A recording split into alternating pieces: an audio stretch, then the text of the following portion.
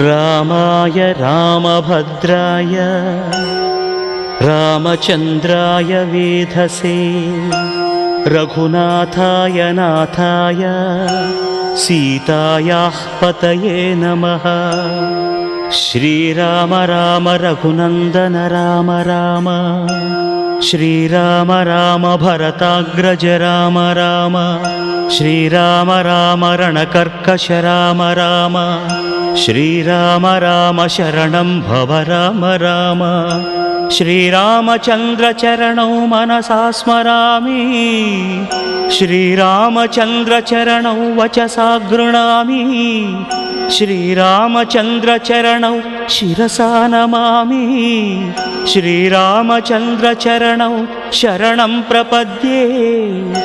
माता रामो मत्पिता रामचन्द्रः स्वामी रामो